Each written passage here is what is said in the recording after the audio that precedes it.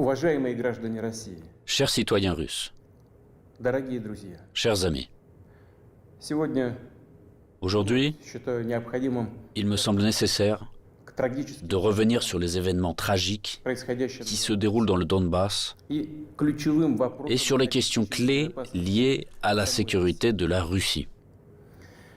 Начну с того, о чем говорил. Je vais commencer par ce que j'ai dit dans mon discours du 21 février de cette année. Речь о том, что вызывает у нас Je me réfère à ce qui nous préoccupe particulièrement, о тех à savoir les menaces fondamentales que font peser sur notre pays de manière démesurée et arrogante, pas à pas, année après année, les hommes politiques occidentaux irresponsables.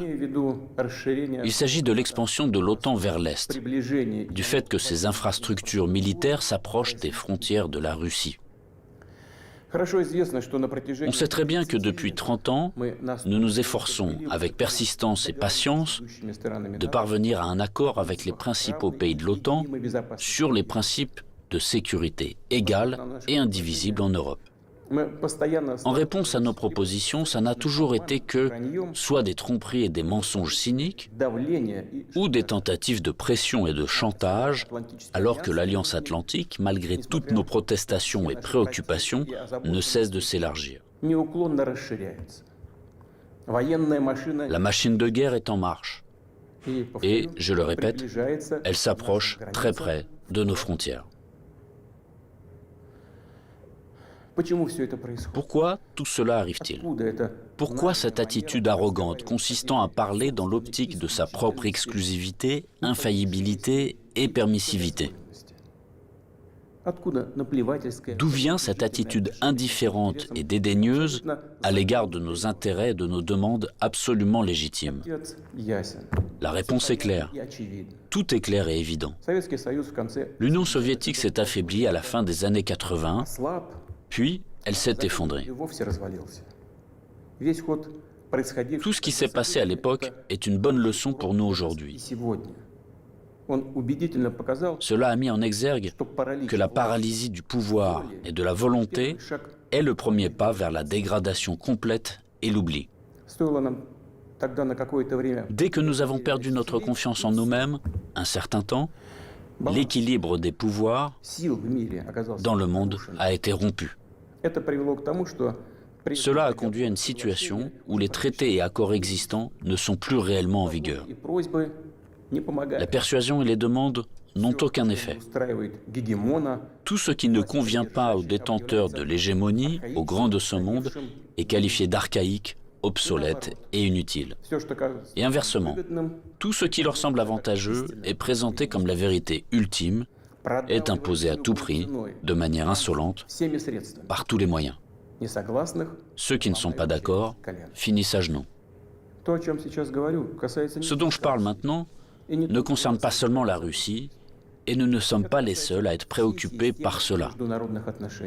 Il s'agit de l'ensemble du système de relations internationales, et parfois même les alliés des États-Unis eux-mêmes. Après l'effondrement de l'URSS, le monde a été de fait remodelé et les normes établies du droit international, dont les principales, fondamentales, ont été adoptées à la fin de la Seconde Guerre mondiale et ont largement consolidé ces résultats, ont commencé à gêner ceux qui se sont déclarés vainqueurs de la guerre froide.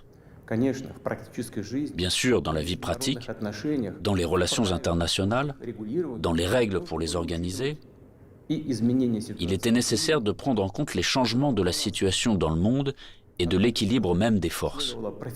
Mais cela aurait dû être fait de manière professionnelle, progressivement, avec patience, en prenant en compte et en respectant les intérêts de tous les pays, et en pleine conscience de leurs responsabilités.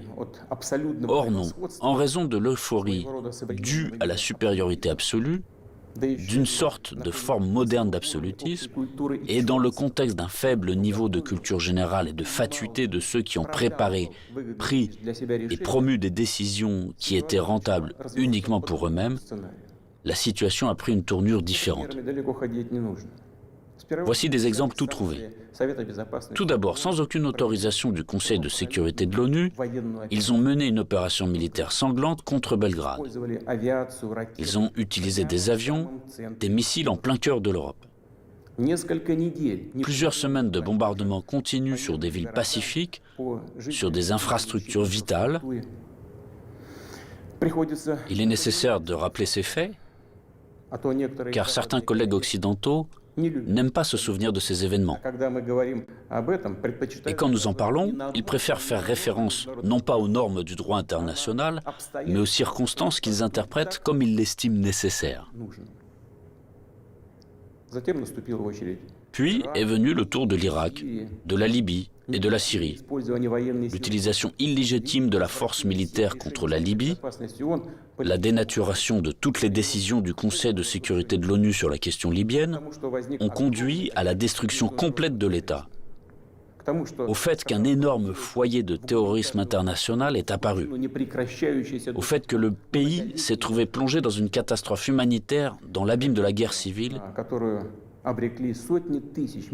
qui a duré plusieurs années et se poursuit encore, la tragédie à laquelle des centaines de milliers, des millions de personnes ont été condamnées, non seulement en Libye, mais dans toute cette région, a provoqué un exode migratoire massif de l'Afrique du Nord et du Moyen-Orient vers l'Europe. Un sort similaire a été réservé à la Syrie. Les opérations militaires de la coalition occidentale sur le territoire de ce pays, sans le consentement du gouvernement syrien et sans la sanction du Conseil de sécurité de l'ONU, ne sont rien d'autre qu'une agression, une intervention. Cependant, l'invasion de l'Irak, qui n'avait aucun fondement juridique non plus, occupe une place particulière. Comme prétexte, ils ont choisi les prétendues informations fiables dont auraient disposé les États-Unis sur la présence d'armes de destruction massive en Irak. Pour preuve, le secrétaire d'État américain agitait publiquement devant le monde entier un tube rempli de poudre blanche assurant tout le monde qu'il s'agissait d'une arme chimique en cours de développement en Irak. Et puis il s'est avéré que tout cela était une manipulation, du bluff. Il n'y avait pas d'armes chimiques en Irak. C'est incroyable, surprenant, mais le fait est là. Il y a eu des mensonges au plus haut niveau étatique et du haut de la tribune de l'ONU. Et en conséquence de cela, il y a eu des sacrifices énormes, des destructions, une progression incroyable de terrorisme. En fait, on a l'impression que pratiquement partout, dans de nombreuses régions dans le monde, là où l'Occident vient mettre en place son ordre, cela se termine en blessures sanglantes qui ne cicatrisent pas, en plaies que sont le terrorisme international et l'extrémisme. Tout ce que j'ai évoqué en est l'exemple le plus flagrant, mais ce n'est en aucun cas le seul exemple du mépris du droit international. S'ajoutent à cela les promesses faites à notre pays de ne pas étendre l'OTAN d'un pouce vers l'Est. Je le répète, ils ont menti, ou en termes populaires, ils nous ont tout simplement arnaqués. Oui, on entend souvent dire que la politique est quelque chose de sale, peut-être, mais quand même pas à ce niveau-là. Après tout, un tel comportement de tricheur contredit non seulement les principes des relations internationales, mais surtout les normes de moralité et d'éthique généralement reconnues. Où sont la justice et la vérité ici? Ce ne sont que des mensonges et de l'hypocrisie. Par ailleurs, des hommes politiques, des politologues et des journalistes américains eux-mêmes écrivent et parlent du fait qu'un véritable empire du mensonge a été créé aux États-Unis ces dernières années. Difficile de ne pas être d'accord avec ça, c'est ainsi. Mais il ne faut pas jouer les modestes. Les États-Unis restent un grand pays, une puissance avec un rôle moteur. Tous leurs satellites non seulement leur donnent raison, avec résignation et humilité, ils se joignent à leur rhétorique pour n'importe quelle raison, mais ils copient également leur comportement. Ils acceptent avec enthousiasme les règles proposées.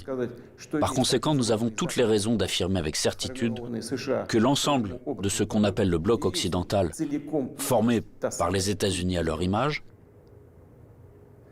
est, dans cet ensemble, cet empire du mensonge. Quant à notre pays, après l'effondrement de l'URSS, malgré toute l'ouverture sans précédent de la nouvelle Russie moderne, la volonté de coopérer honnêtement avec les États-Unis et d'autres partenaires occidentaux, et dans les conditions d'un désarmement quasi unilatéral, Ils ont immédiatement essayé d'aller jusqu'au bout, de nous achever, de nous détruire complètement. C'est exactement ce qui s'est passé dans les années 90, au début des années 2000, lorsque l'Occident, dit collectif, a soutenu très activement le séparatisme et les gangs de mercenaires dans le sud de la Russie. Quels sacrifices, quelles pertes, tout cela nous a-t-il alors causé? Quelles épreuves avons-nous dû traverser avant de briser définitivement le terrorisme international dans le Caucase? Nous nous en souvenons et nous ne l'oublierons jamais. En fait, jusqu'à récemment, ils n'ont cessé de chercher à nous utiliser dans leurs propres intérêts, de détruire nos valeurs traditionnelles, de nous imposer leurs pseudo-valeurs, ce qui nous consumerait, nous, notre peuple, de l'intérieur. Ces attitudes qu'ils imposent déjà agressivement dans leur pays et qui conduisent directement à la dégradation et à la dégénérescence, car ils contredisent la nature humaine. Cela n'arrivera pas et personne n'y est jamais arrivé. Cela ne fonctionnera pas non plus maintenant. Malgré tout, en décembre 2021, nous avons une nouvelle fois tenté de nous mettre d'accord avec les États-Unis et leurs alliés sur les principes pour assurer la sécurité en Europe et le non-élargissement de l'OTAN. Tout cela en vain. La position américaine ne change pas. Ils ne considèrent pas comme nécessaire de négocier avec la Russie sur cette question clé pour nous. Ils poursuivent leurs propres objectifs et négligent nos intérêts. Et bien sûr, dans cette situation, nous nous demandons, que faire ensuite? À quoi s'attendre?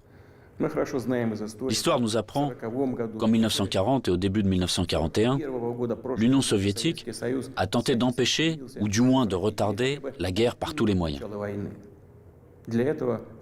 Pour ce faire, elle a essayé littéralement jusqu'à la dernière minute de ne pas provoquer un agresseur potentiel. Elle n'a pas pris ou reporté les mesures les plus nécessaires et les plus évidentes visant à se préparer et repousser une attaque inévitable. Et les mesures qui ont finalement été prises étaient dramatiquement tardives.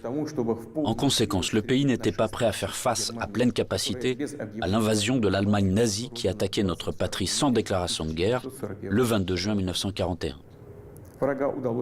L'ennemi a été arrêté, puis écrasé, mais à un coût colossal. La tentative d'amadouer l'agresseur à la veille de la Grande Guerre patriotique s'est avérée être une erreur qui a coûté cher à notre peuple. Au cours des premiers mois de la guerre, nous avons perdu de vastes territoires stratégiquement importants et des millions de personnes. Nous ne ferons pas une telle erreur une deuxième fois. Nous n'en avons pas le droit. Ceux qui revendiquent la domination mondiale publiquement, en toute impunité et, je le souligne, sans aucune justification, nous déclarent, nous, la Russie, leur ennemi. En effet, ils disposent aujourd'hui de grandes capacités financières, scientifiques, technologiques et militaires. Nous en sommes conscients et nous évaluons objectivement les menaces qui nous sont adressées constamment dans le domaine de l'économie, ainsi que notre capacité à résister à ce chantage impudent et permanent.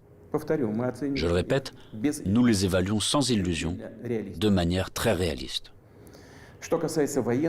En ce qui concerne le domaine militaire, la Russie moderne, même après l'effondrement de l'URSS et la perte d'une grande partie de son potentiel, est aujourd'hui l'une des puissances nucléaires les plus fortes du monde, et elle dispose en outre d'avantages en ce qui concerne un certain nombre d'armes de pointe.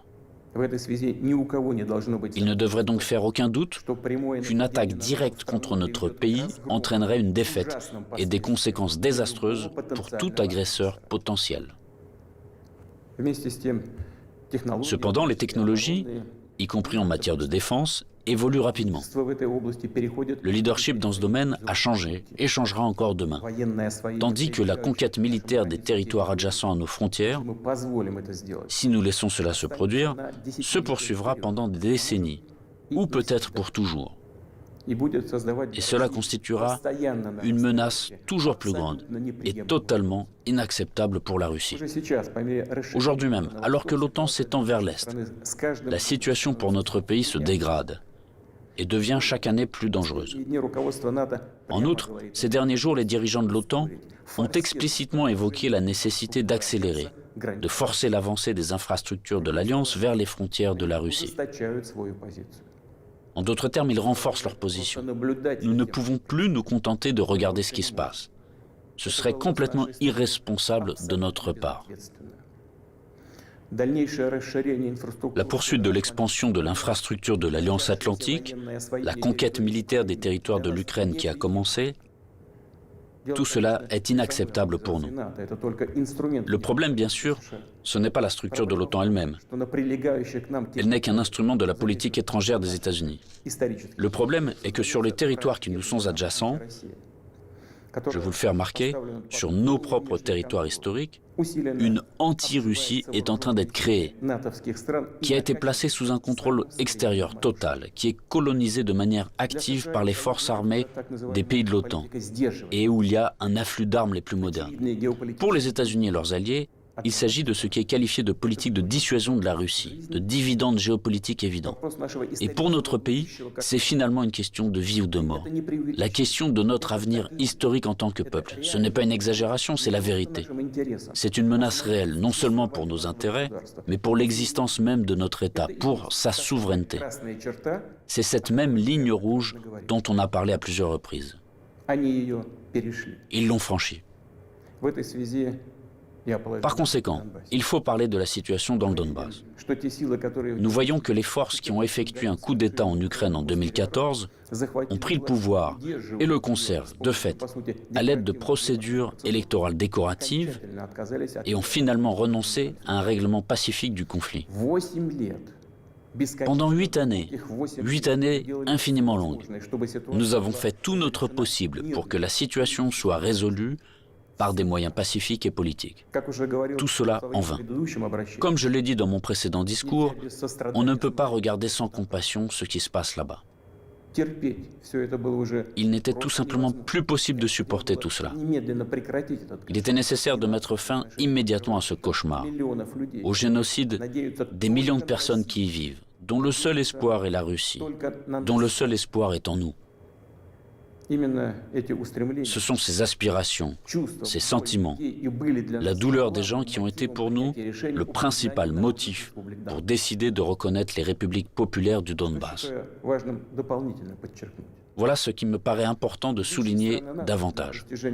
Les principaux pays de l'OTAN, pour parvenir à leurs propres objectifs, soutiennent en Ukraine les nationalistes extrêmes et les néo-nazis, qui à leur tour ne pardonneront jamais aux Criméens, aux habitants de Sébastopol, leur libre choix, à savoir la réunification avec la Russie.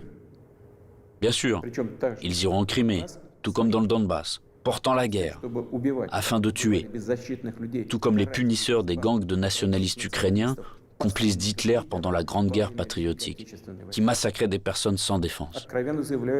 Et ils déclarent aussi ouvertement revendiquer un certain nombre d'autres territoires russes. Tout le cours des événements et l'analyse des informations reçues montrent que l'affrontement de la Russie avec ses forces est inévitable. Ce n'est qu'une question de temps. Ils se préparent, ils attendent le moment favorable. Maintenant, ils revendiquent également la possession d'armes nucléaires. Nous ne laisserons pas faire ça. Comme je l'ai déjà mentionné auparavant, après l'effondrement de l'URSS, la Russie a accepté de nouvelles réalités géopolitiques. Nous respectons et nous traiterons avec respect tous les pays nouvellement formés dans l'espace post-soviétique.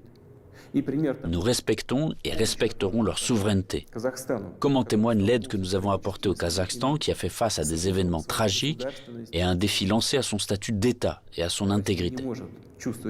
Mais la Russie ne peut pas se sentir en sécurité, se développer, exister avec une menace constante venant du territoire de l'Ukraine contemporaine.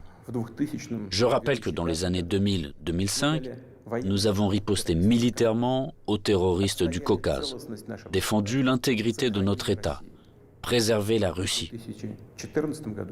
En 2014, nous avons soutenu les Criméens et les résidents de Sébastopol.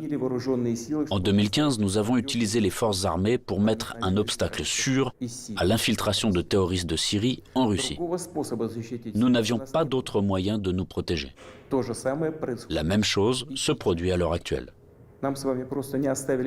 On ne nous a tout simplement pas laissé d'autres possibilités de protéger la Russie, notre peuple, à l'exception de celles que nous devrons utiliser aujourd'hui. Les circonstances exigent que nous prenions des mesures décisives et immédiates. Les républiques populaires du Donbass ont demandé de l'aide à la Russie. À cet égard, conformément à l'article 51, partie 7 de la Charte des Nations Unies, conformément à l'autorisation votée par le Sénat de la Fédération de Russie et en application des traités d'amitié et d'assistance mutuelle avec la République populaire de Donetsk et la République populaire de Lugansk, ratifiés par l'Assemblée fédérale le 22 février dernier, j'ai décidé de mener une opération militaire spéciale. Son objectif est de protéger les personnes qui souffrent des abus et du génocide de la part du régime de Kiev depuis 8 ans. À cette fin, nous nous efforcerons de démilitariser et de dénazifier l'Ukraine et de poursuivre en justice ceux qui ont commis des crimes nombreux et sanglants contre des civils, y compris des citoyens de la Fédération de Russie. Dans le même temps, nous ne planifions pas d'occuper des territoires ukrainiens. Nous n'avons pas l'intention d'imposer quoi que ce soit à qui que ce soit par la force. Cependant, nous entendons de plus en plus souvent dire en Occident que les documents signés par le régime totalitaire soviétique qui instaurèrent les résultats de la Seconde Guerre mondiale ne devraient plus être appliqués. Eh bien, quelle est la réponse à cette question? Les résultats de la Seconde Guerre mondiale sont sacrés, tout comme les sacrifices de notre peuple sur l'autel de la victoire sur le nazisme. Et cela ne contredit pas les hautes valeurs des droits de l'homme et des libertés fondées sur les réalités de toutes les décennies d'après-guerre. Cela n'annule pas non plus le droit des peuples à l'autodétermination stipulé par l'article 1er de la Charte des Nations Unies. Je tiens à vous rappeler que ni lors de la création de l'URSS, ni après la Seconde Guerre mondiale, personne n'a jamais demandé aux habitants de certains territoires faisant partie de l'Ukraine d'alors comment ils voulaient eux-mêmes organiser leur vie. Notre politique est fondée sur la liberté de choix, permettant à chacun de déterminer en toute indépendance son propre avenir et celui de ses enfants. Et nous considérons qu'il est important que ce droit, le droit de faire son choix, puisse être exercé par tous les peuples vivant sur le territoire de l'Ukraine contemporaine, par tous ceux qui le souhaitent. À cet égard, je m'adresse également aux citoyens ukrainiens. En 2014, la Russie a été obligée de protéger les habitants de Crimée et de Sébastopol de ceux que vous traitez vous-même de nazis. Les habitants de Crimée et de Sébastopol ont choisi de rejoindre leur patrie historique, la Russie, et nous l'avons soutenu. Je le répète, il était tout simplement impossible de faire autrement. Les événements d'aujourd'hui ne sont pas liés à la volonté de porter atteinte aux intérêts de l'Ukraine et du peuple ukrainien. Ils sont liés à la nécessité de protéger la Russie elle-même contre ceux qui ont pris l'Ukraine en otage et tentent de l'utiliser contre notre pays et son peuple. Je le répète, nos actions relèvent de l'autodéfense, contre les menaces qui pèsent sur nous et contre un désastre encore plus grave que celui d'aujourd'hui. Aussi difficile que cela puisse être, je vous demande de le comprendre et je vous appelle à la coopération pour tourner au plus vite cette page tragique et avancer ensemble, pour ne permettre à personne de s'immiscer dans nos affaires, dans nos relations, mais les développer de manière indépendante, afin que cela réunisse les conditions nécessaires à la résolution de tous les problèmes et, malgré l'existence de frontières entre les États, nous renforcerait de l'intérieur comme si nous ne formions qu'un. Je crois en cela. Je crois que tel est notre avenir. Je dois également m'adresser aux militaires des forces armées ukrainiennes. Chers camarades, ce n'est pas pour que les néo-nazis d'aujourd'hui prennent le pouvoir en Ukraine que vos pères, vos grands-pères, vos arrière-grands-pères se sont battus contre les nazis en défendant notre patrie commune. Vous avez prêté serment d'allégeance au peuple ukrainien et non à la junte hostile au peuple qui pille l'Ukraine et persécute ce même peuple. Ne suivez pas ces ordres criminels. Je vous exhorte à déposer les armes immédiatement et à rentrer chez vous. Je tiens à le préciser, tous les militaires de l'armée ukrainienne qui obéissent à cette exigence pourront librement quitter la zone des hostilités et retourner auprès de leur famille. Une fois de plus, j'insiste fortement. Toute responsabilité pour une éventuelle effusion de sang reposera entièrement sur la conscience du régime au pouvoir sur le territoire de l'Ukraine. Maintenant, quelques mots importants, très importants, pour ceux qui seraient tentés de s'ingérer dans les événements en cours. Quiconque essaiera d'interférer contre nous, et plus encore de créer des menaces pour notre pays, pour notre peuple, doit savoir que la réponse de la Russie sera immédiate et mènera à des conséquences auxquelles vous n'avez jamais fait face dans votre histoire. Nous sommes prêts à n'importe quelle évolution de la situation. Toutes les décisions nécessaires à cet égard ont été prises. J'espère être entendu. Chers citoyens russes, le bien-être, l'existence même d'États et de peuples entiers, leur succès, leur viabilité, trouvent toujours leur origine dans le puissant système des racines englobant leur culture et leurs valeurs. L'expérience et les traditions de leurs ancêtres, et bien sûr, dépendent directement de la capacité à s'adapter rapidement à une vie en constante évolution, de la cohésion de la société, de sa volonté de se consolider, de rassembler toutes les forces pour aller de l'avant. Les forces sont toujours nécessaires, toujours. Mais la force peut être de qualités diverses. La politique de l'empire du mensonge que j'ai évoquée au début de mon intervention repose avant tout sur la force brutale et directe. Dans de telles situations, nous disons, quand il y a de la force, pas besoin d'avoir quelque chose dans la tête. Or, nous savons que la vraie force réside dans la justice et la vérité, qui sont de notre côté. Et s'il en est ainsi, alors il est difficile de ne pas être d'accord avec le fait que c'est la force et la volonté de se battre qui sont les fondements de l'indépendance et de la souveraineté, les fondations nécessaires et uniquement sur lesquelles on peut construire son avenir de manière fiable, construire sa maison, fonder sa famille, sa patrie. Chers compatriotes, je suis convaincu que les soldats et les officiers des forces armées russes fidèles à leur pays accompliront leur devoir avec professionnalisme et courage. Je ne doute pas que tous les niveaux du pouvoir et les spécialistes responsables de la stabilité de notre économie, du système financier et du domaine social, ainsi que les dirigeants de nos entreprises et tous les milieux d'affaires russes travailleront d'une manière harmonieuse et efficace. Je compte sur une position consolidée patriotique de tous les partis représentés au Parlement et des forces publiques.